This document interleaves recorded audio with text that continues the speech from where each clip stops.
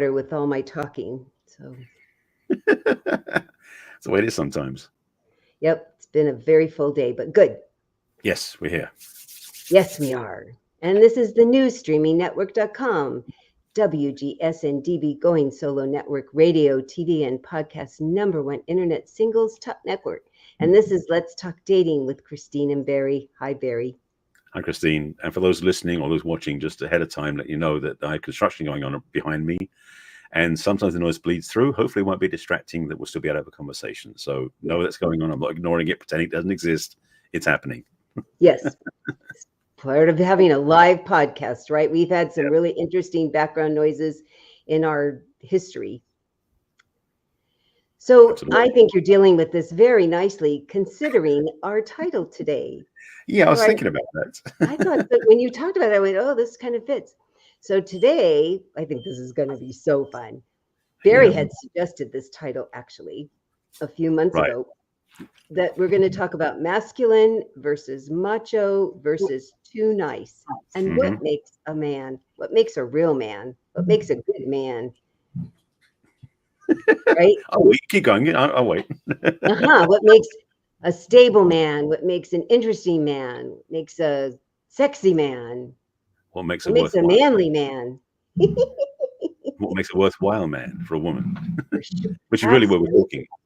And that's the thing I want to speak to, is this is really what I have learned and what I experienced and what I've grown through myself, to learn to speak from experience. But also for most women, I think they want this sort of man in their lives. And the other, it's like, out of the three, there are two that don't work as well, but a lot of women settle for that. And I was that myself, so I know how it feels to be out of alignment, not being in integrity for that. So yes, we can talk about this for sure. I think it'll be really wonderful. And the other thing I was thinking about that it gets bantered around a lot, I've seen it over the last few months a lot, is toxic masculinity. That there's a whole nother category out there that I'm not even sure people, when I tried looking up definitions for that, there really weren't any, and they certainly weren't very accurate, because I looked up both masculine and macho to look at their definitions. And I think one of the best judges I've seen is not women, it is other men. I know that I can count on, because I have some very good, close, just friends that are male, and they can tell you in just a few minutes what they think of a guy. You know, they'll have a conversation with him, 10 minutes or so, and they'll say, yeah, or no, or And we women argue all the time because they're so cute and we find them sexy. And especially if you're saying something negative about the other guy. And it's not even always no that men say don't. They just say, well, have you seen, or do you realize, or have you asked about? And they're amazed that we don't. They're amazed that we don't see it. And they're really amazed, especially if we've asked, that we don't listen to what they're saying, how much we argue with them. And in addition to that, another piece of that is there's also this unfortunate is that women oftentimes look at men as being it's like being a fixer-upper or being a project they've got to work on. And that's the challenge, is that these conversations we're having now really is basically to say, look, women, really, maybe you don't want to spend the time in repair territory. And maybe want to choose differently and choose better for yourself. Because I know there are quite a few women I've worked with clients and as friends who are seen in relationships that I just look at, why do they choose them? So what you're saying is so true, is that they don't necessarily get feedback from other men or other women even about certain men they date. And so they don't have honest, centered, unconditional feedback. It's all constrained and contained, which is one of the limitations. So what we're talking about today, definitely we're going to speak to the different flavors of how a man can present. And I wanted, one thing you said about toxic masculinity, I've had a pet peeve for a while now, that toxic masculinity to me is like they don't go together. For me, masculinity doesn't have a toxic energy to it. Machoism, however, does have that. So in the conversations I have, I always say to people say, well, toxic masculinity is like, no, it's toxic machoism. Because masculinity, true masculinity, isn't toxic. It's healthy. So I want to put that on the table first. I'm so glad this comes from the Y chromosome person to really say that out loud, because it's certainly how I feel and I speak all the time. And it's really nice, I think, always when men call out men, because it's really essential, because you all will in ways we can call you out differently. And especially if you really care about us, you care about our thoughts about you, you care about our feelings about you, you care about impressing us, you'll make adjustments for that. But just a guy, another guy, bud, knock it off. Don't do that. I mean, you guys are so good at that. And it doesn't come across as impactful when a woman does that specific thing. So I am always so grateful to have men around when I need them to go, yeah, go do that. Go talk to that guy, because he needs a guy talking to him. Well, the thing is, really, when a woman says it to a guy, he's going to feel rejected. Whereas when a man tells a guy, he's gonna go, do I need that? Does it work for me? Is it gonna? It's like it is feedback. The challenge is most men are not usually in a place where a woman's input is taken as feedback. It's taken as criticism and rejection if it's not positive. So it's clear, for the sake of the women out there, definitely have your male friends be the interface to communicate to other men when they're not, you know, it's like you said, like, knock it off, or grow a pair, or be more mature, or whatever it is that they're not doing, so they can grow a bit and learn a bit to be better partners for the women. It's all to help us be better people and better partners, and forming better partnerships, for sure. Absolutely, yeah. So I wanted to start with the too nice, because there's always the adage of nice guys finish last. No woman wants a nice guy. And that statement is not the truth. Right. The too nice. Yeah. We, from a woman's side, and I want you to speak to the man's side of this, but from a woman's side, our natural instinct from eons ago is we want you to provide and protect. We want to know we can count on you. We want to know you're going to have our back. We want to know that you're going to be bigger and stronger than us if we need it. And a guy that does too much, is too conciliatory, tries too hard to keep changing himself to be whatever in the heck we keep changing our mind about what we think we want, is so unappealing for us. So unappealing. You need to, for us, we're like, figure out who you are and be that. Then we get to decide, does that work for us or not? But don't keep, I had a guy once, I said, I don't understand what makes you mad. And he said, do you want me to get mad? I said, no, actually, I want you not to get mad, but I don't understand what makes you mad. I need you to explain it to me better. I said, I've only met your sister 3 times, and I know way more where she stands in the world than I do you. And I need this from you. And he still never figured it out. And it was not good for me. It was very hard on me to not know where he stood, because then I had trouble understanding where I stood with us. Right. And the thing is, and this goes back to, and we talked about this before, I think, as well, that it goes back to an Alison Armstrong event, a PAX program I went to, got to be 6-7 years ago, at least way before the pandemic. Yeah, at least 7 or 8 years ago now, where the question got asked about men's anger. And what came up in the conversation about, for men, especially men who are conscious, who are caring, is that anger is something that we don't like doing. It's like, if we are getting angry, we've lost control, which for men is like heinous. We want to stay in control.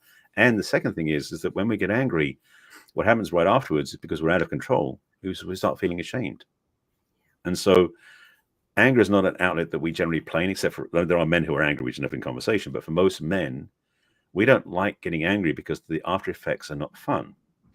It can feel powerful in the moment, but after a couple of times you go, this isn't working, so we don't like doing it. And to get back to the too nice conversation, because that's what I lived by when I was a teenager, especially, I did context. So being raised as, and I said this before again, being raised in a reserved Jewish English family, stoic family. We didn't emote very much. It's by the English tradition. My dad was basically the quiet side of Macho, because he wasn't necessarily too nice, but he was the breadwinner. He took care of the family, but he didn't emote very much. He didn't show much of himself. And so I did grow up with that as an example, which I didn't want to be, because I didn't feel I could be that suppressed, repressed, feeling that constrainment, or feel constrained to hold back my emotions.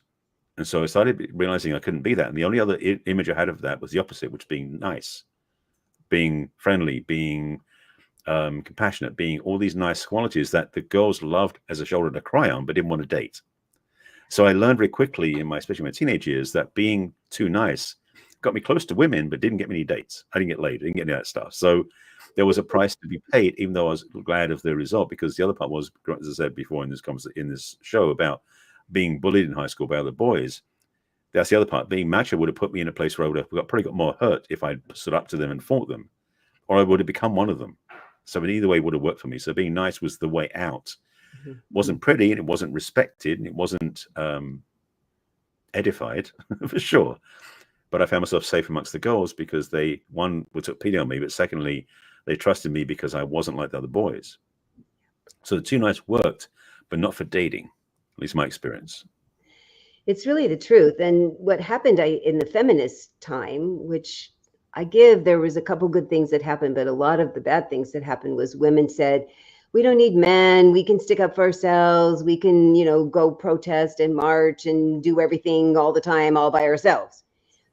So, but then we said, well, what we'd like you to do, men, while you're standing over there, is talk about your feelings and listen about our feelings and being really soft and caring. And so men said, all right, I want to please you and I'm going to go do that, but it's going to feel really counterintuitive. And then turned out we really didn't like it. And there was this whole period of time where women were going towards more of the macho kind of men, because it felt more in the direction of the protecting, providing, even though it wasn't very, they still weren't very healthy, caring men, but at least they felt like if somebody tried to hurt us, they would punch them out. Where this guy that was busy in the corner feeling his feelings, we didn't think we could count on him. Right. And what also happened was, because men correct, they check men all the time with a look or a punch or a comment. The bad guys, because there's always going to be guys out there that are not good, got more in the forefront and started taking more advantage of women because we didn't have the equipment to stand up to them, certainly not in the way that men do. So this whole topsy-turvy thing happened where I am not blaming anybody. I'm saying nobody knew how to do anything differently. So many women were horribly taken advantage of for other reasons, but certainly this was part of it, where now there's men that have said, geez, we're tired of being that kind of a person. We want to learn how to be masculine. And the women are learning masculinity is good, that we're going to take that toxic word away and put it more on the macho and say, how can we get more of a balance where both people are respected and both people are communicating? Because it made such a mess. Oh my God, it was such a mess. Well, a couple of things I want to highlight along the way, because you said about the bad guys or the bad boy behavior, which all the women loved, because the bad boy was somebody who basically got women feeling feminine because it got them scared, it got them nervous, and it wasn't as much as feminine. It was like they felt like they would the man would take care of them, which he didn't really do that well. Most bad boys would take what they wanted, which is the macho way of doing things, and then just dump and move on. There was no emotional investment. There's no connection. They had fun, and women would like the thrill of that, but they'd also get the hangover afterwards. And so the too nice and the bad boy were the two sides of the coin. That's the only, and for me, that was the way I saw life until my 40s.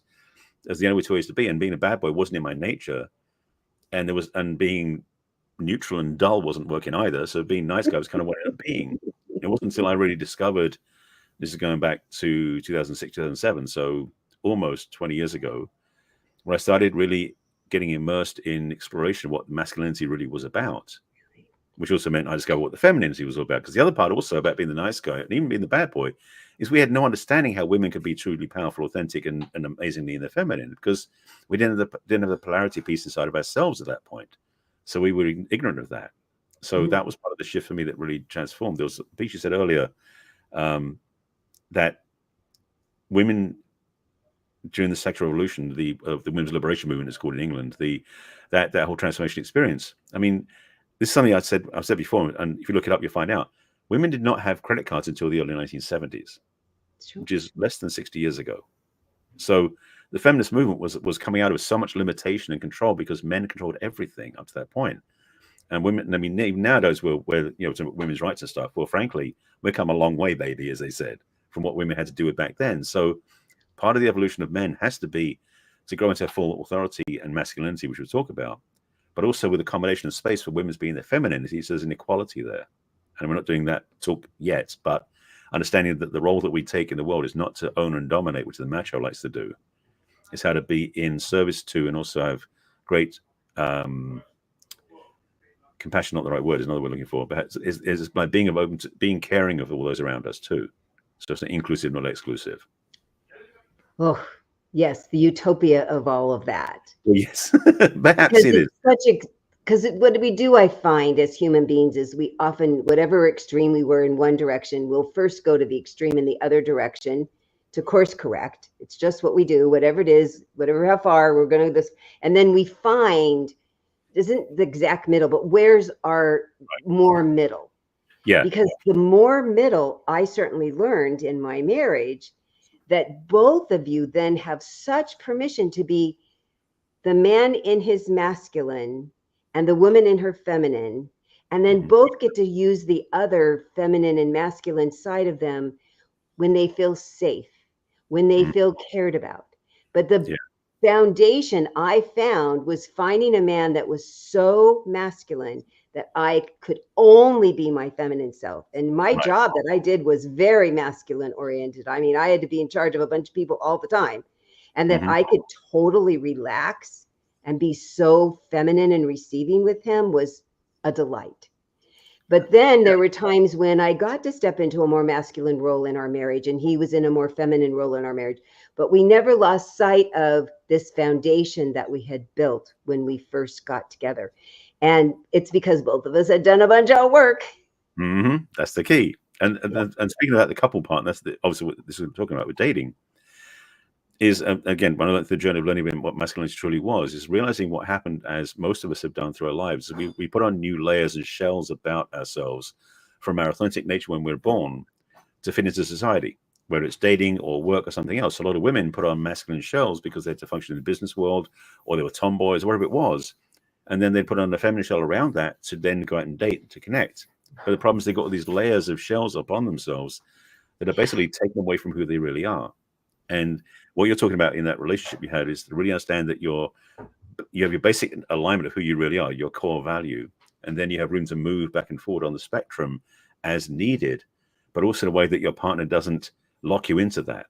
So that you can, in fact, be based in your masculine or your feminine and move into the other spectrum as you need to do certain things that require that energetic, and then you can come back to it, or your partner will keep you anchored in it so you know where you live and where you are, so they have that respect. So it's almost like each partner's responsibility to own their true nature and then hold in the space for their partner's true nature as well.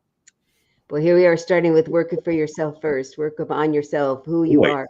Yeah. I read a profile the other day and I had to look up the acronym. It was FLR. And it was a feminine-led relationship that this guy wanted. And I was like, well, he knows what he wants. And I'm glad it's not me, but I'm glad he puts it in his profile. So the woman that's her thing. She's figured out that's who she are. That's the role she wants to play. And she would like a man that wants that. And he had some very masculine things that he wrote about in his profile. And he's really clear that he wants her to be more in charge. Cool that he writes about it. I hope he finds somebody that's such a match for him. And that's what I admire, is when people say, because the men who say I'm too nice, women don't like too nice. Well, we don't like what feels too nice to us feels weak. When men say I don't want a woman that's too needy, this is the way it feels too needy to women. When a man is too conciliatory, that's the best word I can use, too pretzely, doesn't have, I don't want you to have everything's a big deal, but do you have a couple things that are a big deal? A couple things that are deal makers and deal? I want to hear what those are. I want to know you have some, because I have them. And people who don't have trouble with people who have boundaries. And I have boundaries, so I want you to have boundaries. I want us both to think they're reasonable. So I want to speak from experience about some of the things I was talking about, but we'll come back on a break. So I want to hold off till we finish that, because there's definitely a piece about how I was in a relationship and how I was the pretzel. So we'll talk about that when we come back from the commercial break, because that will keep you excited to join us when we come back in a minute. Yes, those curly kind of pretzels, not good in a relationship. No. See you in a minute. Thanks.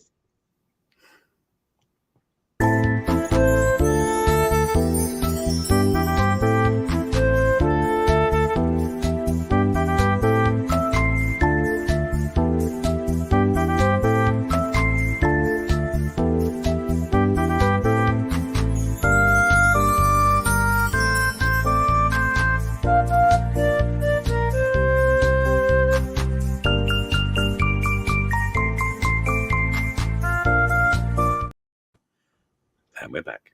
And we're back talking about masculine versus macho versus too nice, what makes a man. And Barry's going to make a point about pretzels. With or without mustard? No mustard at all. No, it's very vanilla. So this is why I mean, this is funny. So sidebar for a second. Last weekend, I bumped into a friend of mine and her husband, who is the ex-husband of an ex-girlfriend of mine. And I said to him, because I haven't seen him in person in probably 10 years, but this relationship was 17, 18 years ago. And she was going through divorce when we were dating. She got divorced with him when we were dating. And I said to him is that, because we haven't talked about it since, that, truth is I want to go back and thank her, because it wasn't for her I wouldn't be doing the work I'm doing now. So that's setting up the conversation. So she's the one. Yes. So this relationship, which was actually the third one in a row of a similar pattern, was the one where she basically read me the riot act, because she was done with me being the pretzel.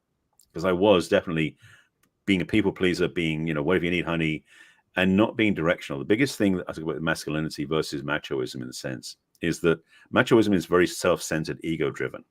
Not self as in supportive, but self as in my way, the highway, screw you, I'm doing it my way, which is kind of the bad boy. Masculine is self-aligned with a direction and clarity and like a straight spine, but also with open heart and compassion and caring. So it can still be caring for his partner, but it's also, I've got something I'm doing, this is what I'm about, come with me sort of thing. And that's the true masculine heart. I didn't know what that was at that point, because I didn't learn it from anybody, I didn't study it, and I didn't become it myself. So I was the pretzel. And when she finally got so fed up with me, because even though we had great connection, great chemistry, and great sex, all that thing was perfectly easy, but that doesn't all make a relationship. We talked about that before too. There's more to it than that. So she basically, after several nudges and hints along the way, which I hadn't responded to, or I should say I'd responded to, but hadn't done anything about, I hadn't changed anything. She finally just read me the riot act. She basically just nailed me and said, look, this isn't going to work. We're done, because you want this and you're being that. Basically what she wanted was really a macho man. She didn't know the difference either. But she wanted a man who had like clarity about who he was and would run the show and take charge, even if it meant being against her or being, abusive of her. She'd rather have that than what I was being. That's how extremely off I was to her. That was the crack in my armor, so to speak, that had me start searching for something that would give me some clarity. And it was a few months later where I discovered that's what I bumped this woman. I've talked about me as a woman before. She was like, I had to talk to her. I don't know what I knew. I didn't know why, but I knew I had to talk to her. And she led me to these teachings, and I started studying with these trainers that really helped me understand, well, not so much how, but actually got me to the place where I embodied what being a masculine man was. And it was a game changer for me. It shifted my whole physiology. It shifted my inner process. It also shifted what I do in the world and why I do the work I do. So all this work I'm doing now in the world is because of her, ultimately. So I said to this guy I saw him Sunday, if I ever bumped into your ex-wife again, I'd thank her, because even though it hurt like hell, I learned the lesson. I took the lesson from it and I went with it. And now I'm doing all this work. And if it wasn't for her, I wouldn't have written my book. I wouldn't be doing this podcast. I wouldn't be doing anything I'm doing now. Isn't that fun? I love when that happens, that you get a chance to really say thank you to somebody who was such a pivotal person that you were ready, but you couldn't have done it without him. Right. You couldn't have made that shift. And I love how you I love the definitions, because I was thinking about it during the break, and then it like came out of your mouth about how macho is my way or the highway. I mean, if you are with somebody that feels that way to you, or you're acting like that as a man, that's not masculine. It's a bully. It's often insecure. Both that and the too nice are insecure. That you have to have such rigid rules that it can only be this way without any flexibility at all in anything. I mean, we all have to have our things that this is how my life works best, these things, but it can't be everything. It can't be all the time. And it can't be everybody else is wrong. That's not a masculine man. That's macho. And then the opposite is the too nice, where there's not any direction. You don't know when you were like this yesterday and now you're like this today, and you're falling for everybody's comments. And do you have any, I'd love to know your opinion. Have you thought this through? Have you done any research? And that you're so insecure that you don't have your own.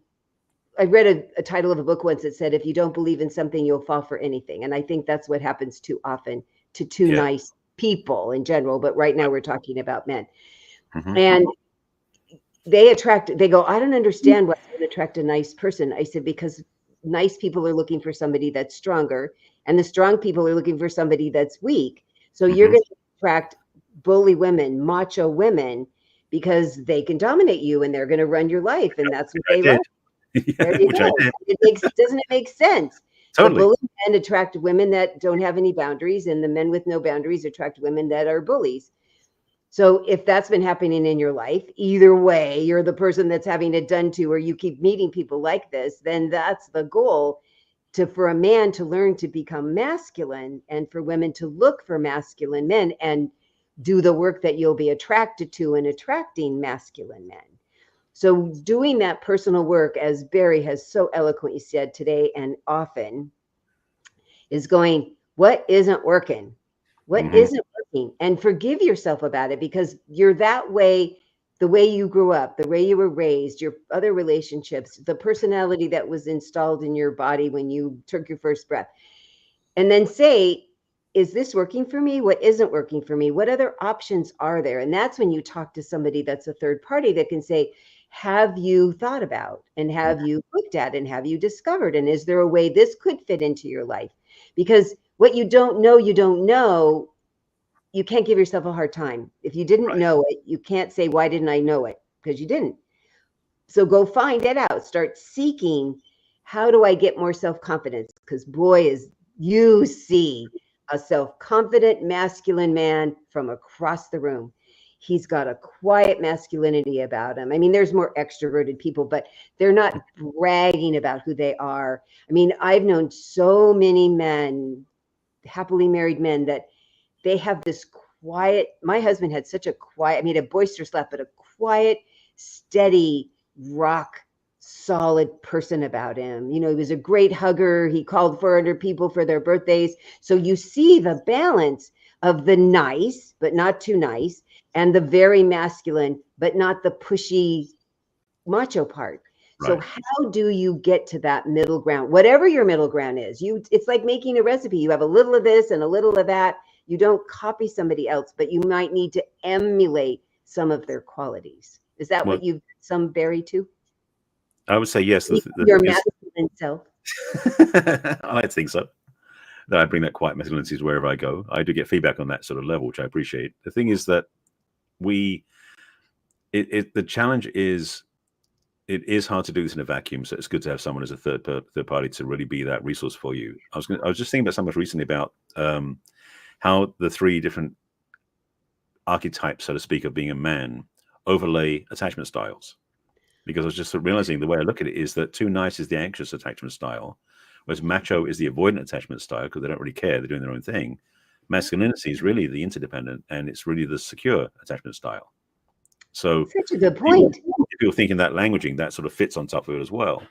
I mean, obviously women have their own version of that, but in terms of the masculinity and machoism and nice guy, that's kind of the way they split up, the way they line up.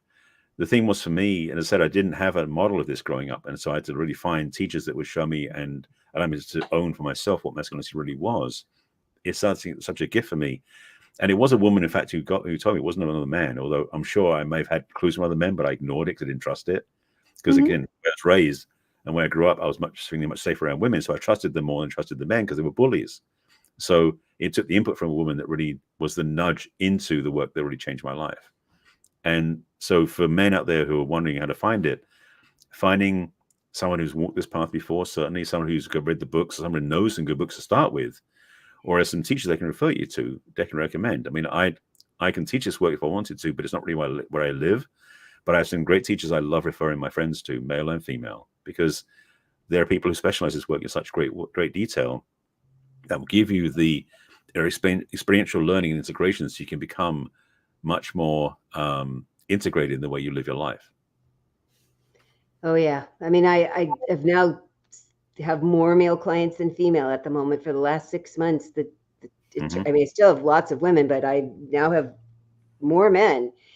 And I think it's because I've gotten so clear about having masculine men in my life that I'm attracting men that are and want to learn how to be it more and how to explore it more in their lives. And it is fun that you give credit that we women can give really good feedback if we've done our own work. that it's Absolutely. important to have male role models too.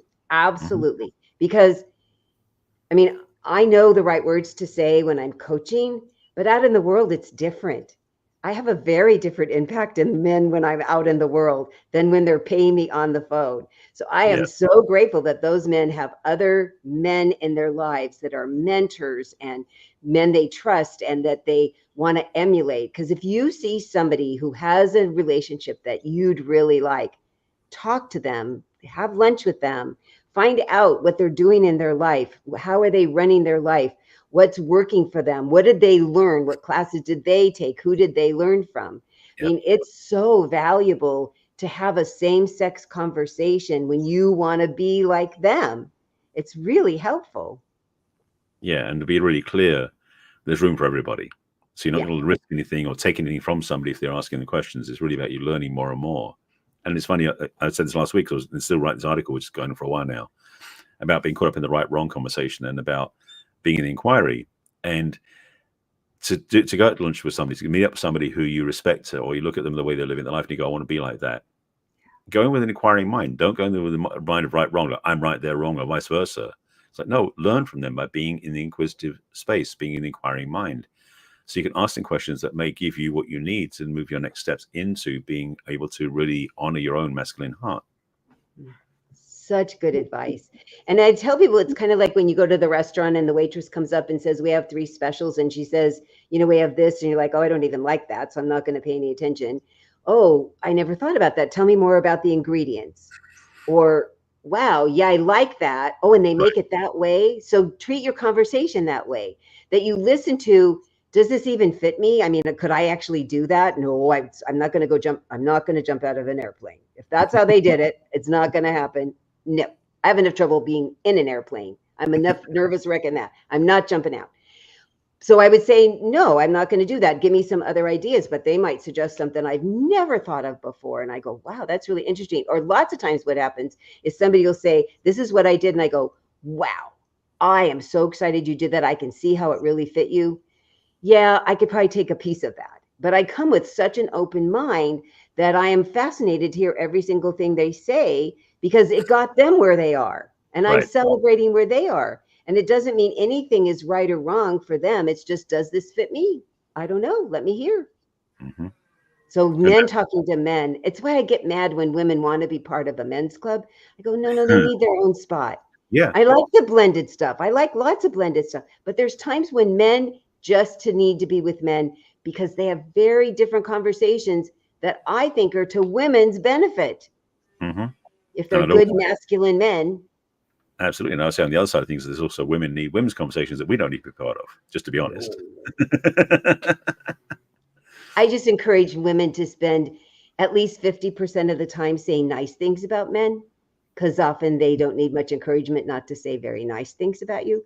Where men seem to spend maybe 10 or 20% saying things that are a problem with the women, but most of the time they don't even talk about us. But if they do, they say nice things. So I like when men talk about us because they say nice things about us. That works. That works. Except they're confused, but they're not negative. They're not negative about us very much. So if your goal, which I think every man's goal, is to find your level of masculinity, your life will just be, don't you find? I mean, you're living proof. Your life is feeling so much more fulfilling and whole and moving forward. It's really, I think the biggest place I can put it is I feel grounded in who I am. And I've done a lot of work over the years on seminars, spiritual work, transformation work, all these different things. But really honoring and owning my masculine self has been one of the greatest gifts I've given to myself, because it's almost like I came home to myself and found out who I was, that I never learned growing up. I didn't learn from school, didn't learn from other places, because they weren't the place that provided the information I need to learn or the experience that I need to learn. So for me, it's been, I won't say a hard-won journey, but it's been a journey that I had to take my own way to get where I am. And it continues to give me lessons. That's the other part. It's like even this morning, I was thinking about some things about this conversation, and it was like things really connected. And it's like, oh yeah, a deeper level, a deeper understanding. And I was saying that one of the biggest gifts I've said, and you mentioned earlier, is about having that centeredness and not so much neutrality, but presence that doesn't get shaken by snuff. Yes. And when things happen, And I've had a few things happen in the last few months that weren't planned or weren't what I wanted. And getting through them without getting into a flap or upset or anger or resentment, all these different things that I used to do, many people still do, was such a gift, because it wasn't about having necessarily the tools to fix it. It's about having the trust in myself. I didn't need to fight it. And that shift was massive. And recognition is that, frankly, it's easier to be myself now than it ever was because of that. It's like you have permission to be who you are. The more masculine you're feeling and honoring and practicing. The other thing that you were saying about that you don't get in a flap, I love that word. The other thing is, I have found the more masculine the man is, really with that definition, they are eager to learn. Tell me more about that. Because they're still about, yeah, no, that doesn't fit me, or yeah, that's interesting. They always want to learn. Where those macho people, and even the two nice men, were hesitant. It might shake their foundation if they heard a different idea or knew that other people believed differently. And I'm so drawn to that now, even more. And it's so fun that you keep talking about it, to encourage men to do this, to get more solid in who you are. That makes you more open to learning more about who you are and who other people are and what they're. And I think it also gives us more grace for, like, well, it took us a while to get here and maybe other people just aren't there yet. And we like, okay, I get it. You know, you're in your own path. And we don't get quite so impatient with them either if they're not doing the same thing. That's something I'm getting better at, and I still make mistakes. Just to be transparent. I mean, because the thing is that I get caught up. I know for myself, one of the challenges, and this is not on the masculine part, just on the ego part, is just like you do get positional stuff. The thing about being really masculine is the ego is not in control, it's there to serve. Was the macho man, it's all ego that is in control and is in charge. And so what happens, I notice that I do sometimes see glimpses of that limited aspect of myself showing up. And then it's like, again, it's like having that witness area, that ability to be witness and also to be centered, is that I watch it and then I watch it go by.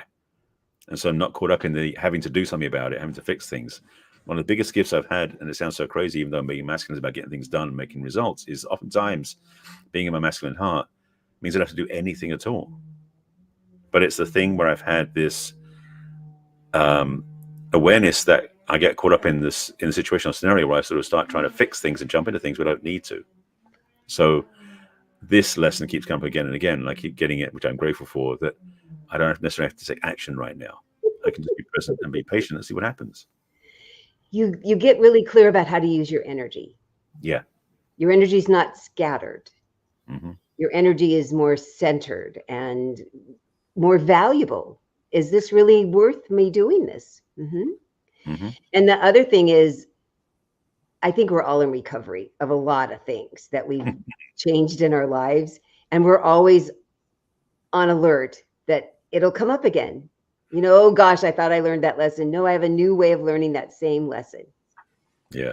No, you were always in recovery. We're never recovered. I mean, all my friends that I know that have been going to AA for like forever, I mean, over 30 years, some 40, they said they're always in recovery because it's still, there's a tendency, there's still that desire, even though they would never, and they see all the reasons not, they're still, you know, you have the twinge when you're feeling tired or sad or hungry. I mean, we're in vulnerable place. So I have the same thing where I will do something. I'm like, oh, I really thought I was so much better at that. And I'll give myself grace of, yeah, I just needed to practice again.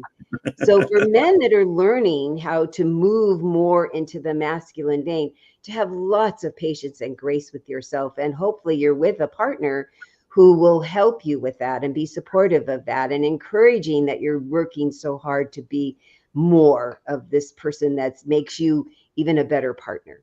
Yeah. Ideally is the case. I mean, the truth is that, well, one of the, and this is one of the challenges, is that because we as men, as we grow into masculinity, is such a key part of our work, it also means that we change our dating patterns too. And finding a supportive partner who is in a feminine, we're talking about heterosexual here because it's true in gay relationships too, but finding a partner who is in their feminine is actually a way of us treating ourselves with greater respect, because it puts us in a masculine, keeps us in a masculine, because when we find a feminine partner, we don't need to go there as much.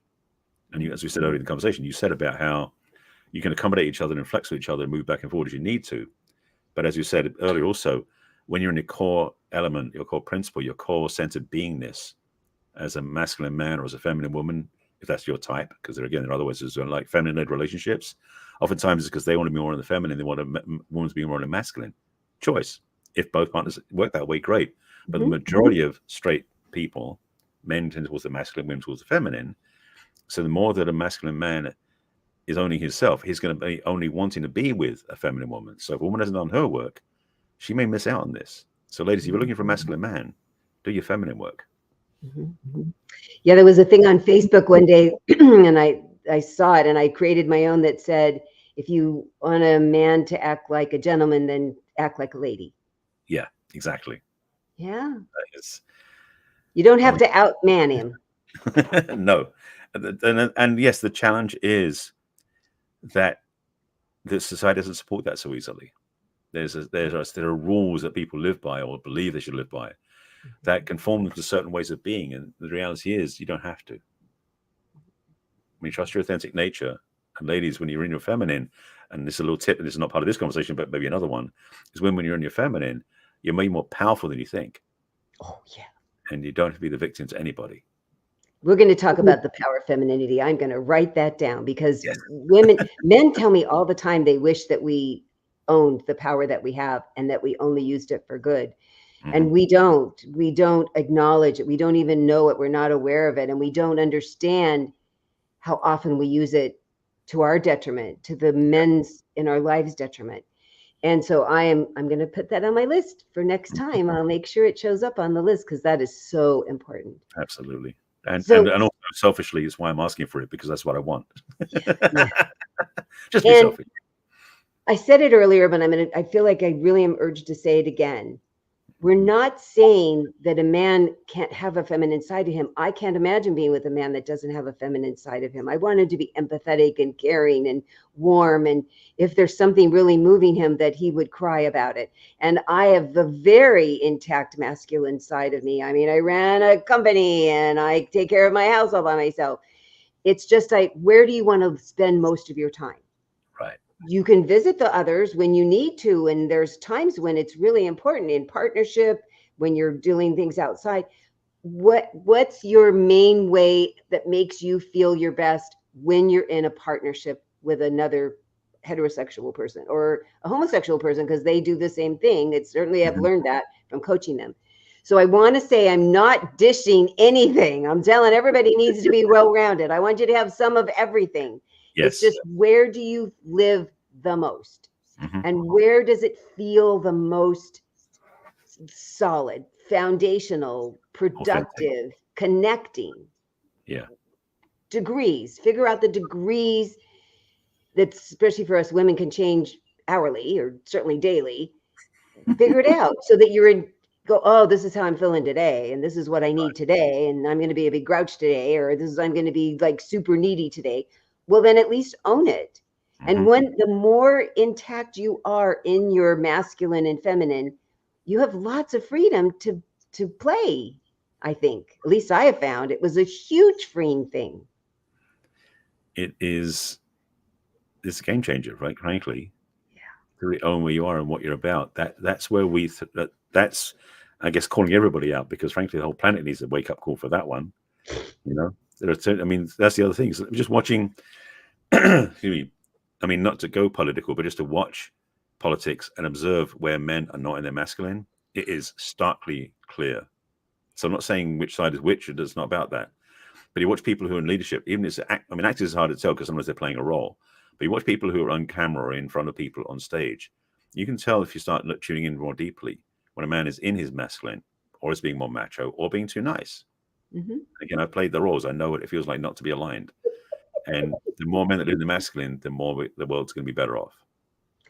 And that's why you all are such good judge, because you live in that body. So you know what it feels like to be all those things and what that feels like. And then you see a man being one of or all of those ways, and you're like, oh, you can so call them out way better than we women can. We just can't. It's not the same. We can certainly call out women because we know what it feels like to be in that body. So how nice to be able to depend on you to be our vetting, to be our teller of the truth, because you do.